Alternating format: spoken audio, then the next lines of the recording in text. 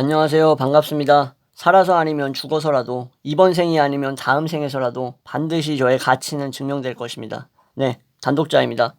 처음부터 이렇게 비장하게 멘트를 한번 치고 시작을 하는데 뭔가 기분이 좋습니다. 어떤 열정이라던가 열의가 북돋아 오르고 솟아오르는 듯한 느낌이에요.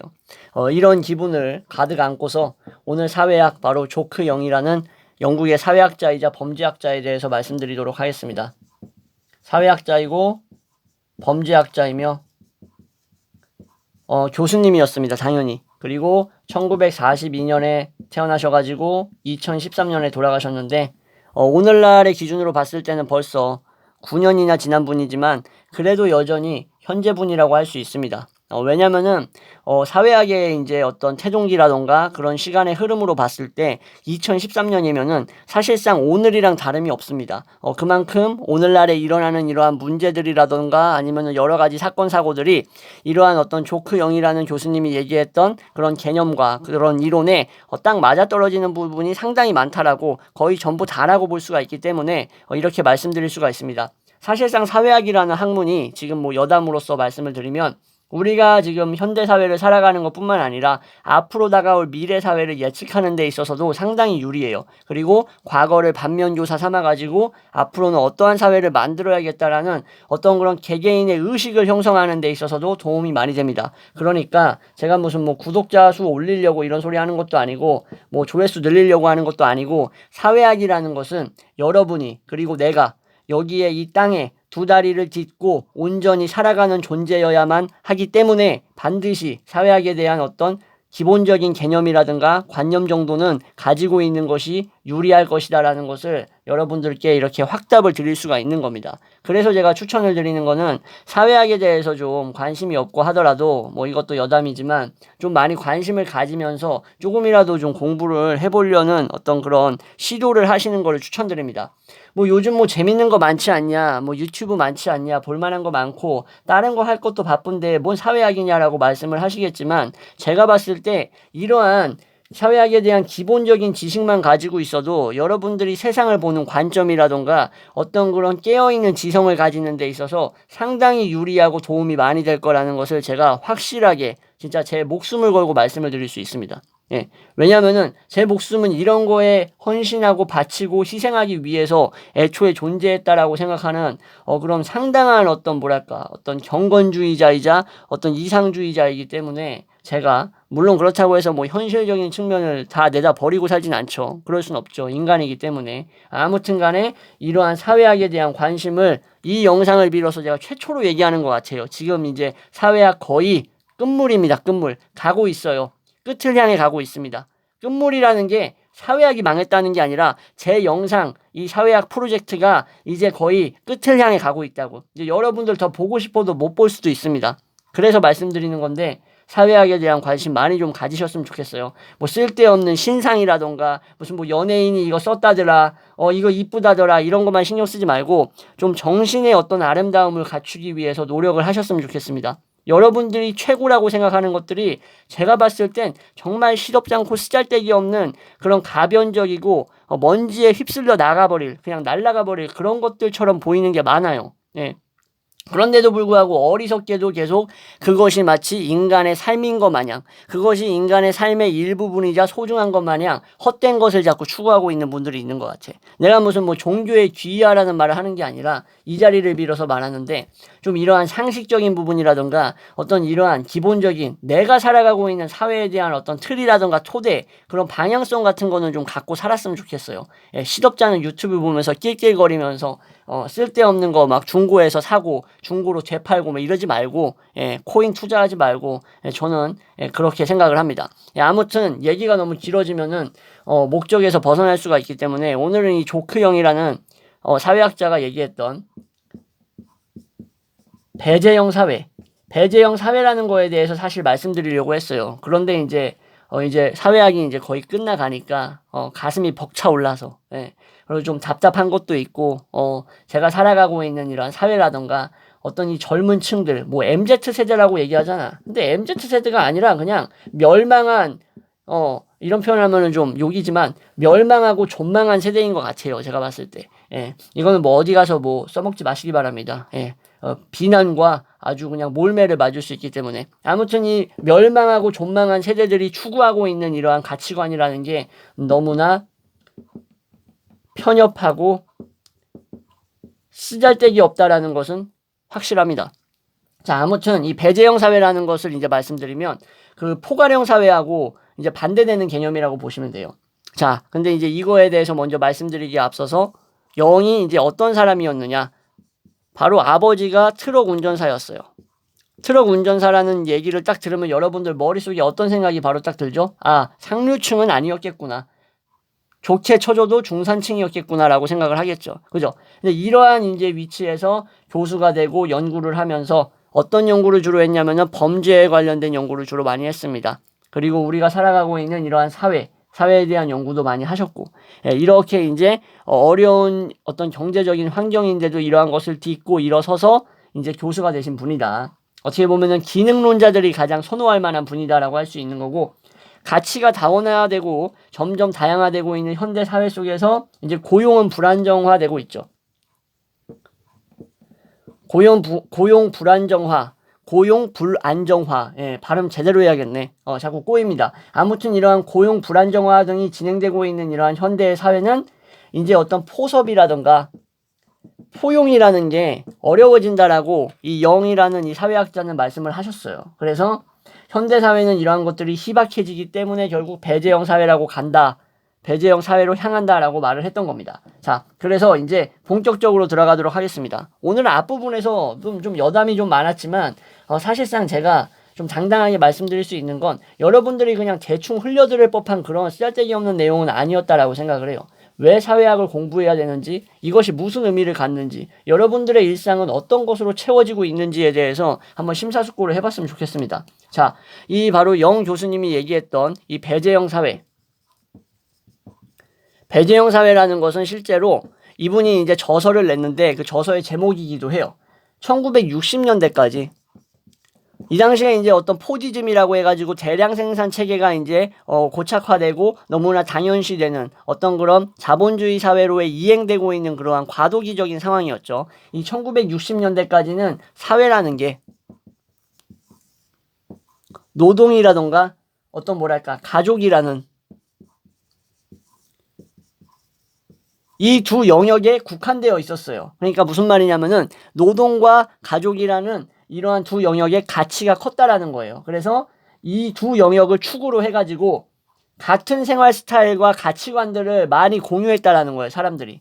이게 무슨 말이냐면은 노동과 가족이라는 게 이 1960년대 사회에서는 어떤 뭐랄까 가치가 큰 그러한 상황이었기 때문에 이 두 가지 영역을 축으로 해가지고 생활 방식이라던가 어떤 습관, 스타일 같은 것들이 여기에 이제 초점을 맞춰지고 이게 공유되는 사회였다라고 봤던 겁니다. 근데 이렇기 때문에 사회로부터 오히려 일탈이라던가 벗어나는 사회에서 일탈하거나 벗어나는 사람들이 별로 없었다. 적었다. 있다고 해도 그 사람들을 결국에는 우리가 공유하고 있던 우리 사회의 공통된 생활 습관이라든가 스타일, 가치관이라는 것으로 포용할 수 있었던 시대다. 포용이라는 단어가 중요해요. 이 1960년대는 이러한 시대였다라고 영은 생각을 했습니다. 그러니까 이것을 바로 포섭형 사회라고 얘기를 했던 거예요. 반면에 배제형 사회는 뭐냐? 1970년대 이후가 되면서 나타났다라고 이 영 교수님은 얘기를 합니다. 1970년대가 되자 어떤 식으로 변하냐, 사회가. 바로 사람들의 생활 스타일, 가치관 같은 것들이 되게 다양해진다라는 거예요. 그러면서 공통의 가치라던가 아니면은 내가 믿고 있는 가치가 어떤 사회의 다수파, 나의 가치라던가 이러한 것들이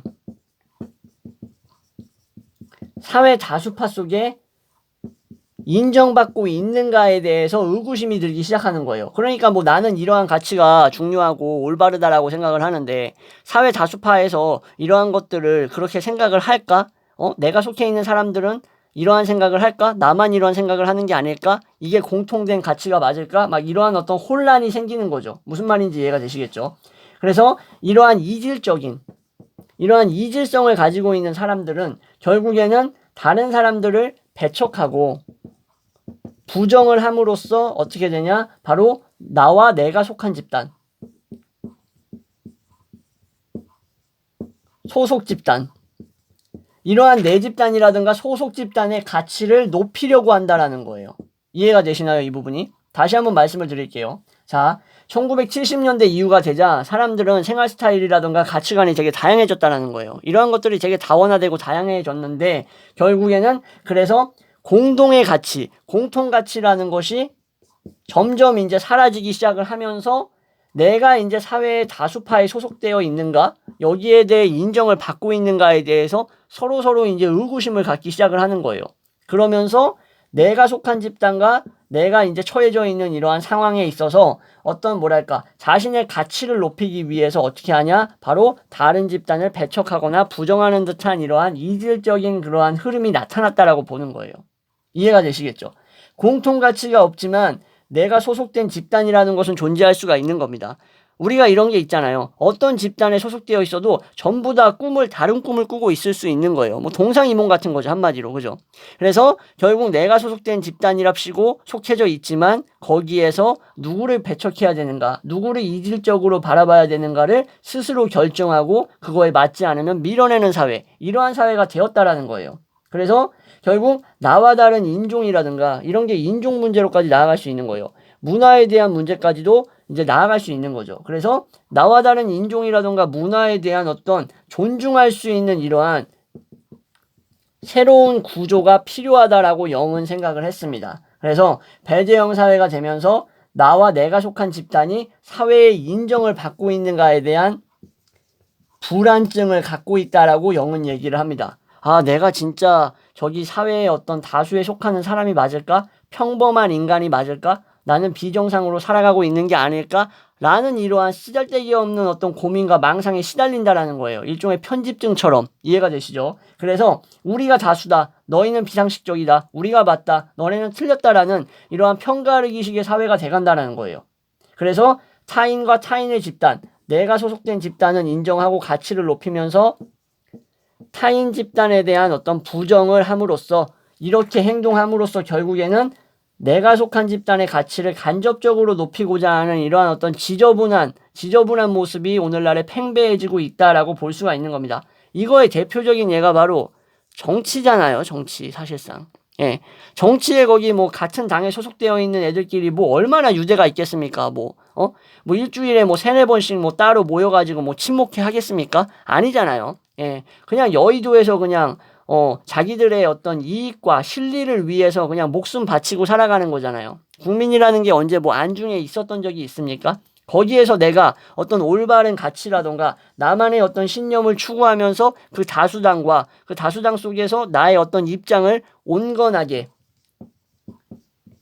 꿋꿋하게 지켜나간다라는 게 가능해요? 그런 건 불가능합니다. 사실상 우리나라는 뭐 정치 얘기 제가 오래 하진 않을 겁니다. 짧게만 하면 양당제고 뭐 다당제라고 말은 하죠. 근데 저는 제가 봤을 때 이 단계 무슨 다당제입니까? 그냥 양당제랑 다를 게 하나도 없어. 예. 어차피 극과 극이잖아요.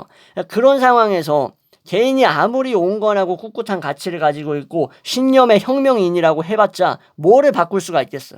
결국 의회 민주주의에서는 그 석과 결국 표 그리고 어떤 그 의결에 대한 어떤 그런 다수가 집중되어야 되는 부분이 분명히 존재하고, 그죠? 과반의 찬성이 필요하고 투표가 필요한 부분인데 어떻게 해서 그런 혁명적인 생각을 갖고 있는 사람들이 거기서 두각을 나타낼 수 있는 거냐는 거예요.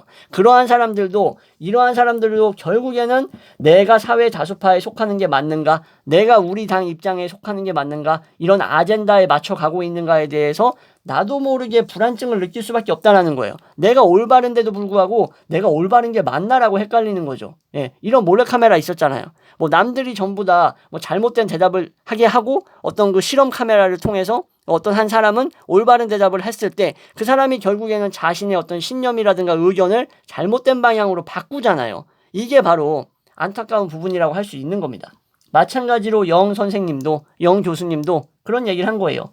내가 어떤 공통가치라던가 이러한 나의 가치라는 것이 결국에는 어떤 인정을 받기 어렵고 점점 사라져가고 퇴색되어가는 이러한 시대에서 내가 사회 다수파에 대해서 인정을 받고 있는가, 이러한 것에 대해서 불안증을 느끼고 결국 내가 소속된 집단에서 어떤 그들의 아젠다를 따라가야만 살아남을 수 있다라는 위기의식이 결국 발생하면서 그러한 어떤 우리 집단이 속해 있는 그러한 가치를 우상화하고 높이려고 하고, 그러다 보니까 당연히 자연스럽게 타인 집단을 부정하고 이질적이고 배척하고 부정하는 이러한 결과로 낳는다. 이러한 결과로 나아간다라는 거죠. 근데 이게 인종이나 문화 문제에도 뭐 크게 다를 바 없다라고 정리를 할 수 있겠습니다. 네, 이렇게 해서 앞에 조금 여담을 많이 얘기를 해가지고 영상이 좀 길어졌는데 그래도 끝까지 시청해주신 분들께 정말 너무나 감사드리고, 그리고 이러한 부분에 대해서는 여러분들이 그냥 한 귀로 흘려듣지 마시고 나도 한번 이런 부분에 대해서 조금 어느 정도 인식이라던가 어떤 상식은 좀 갖고 있을 필요가 있다라고 자각하는 그러한 계기가 되셨으면 좋겠습니다. 네, 감사합니다.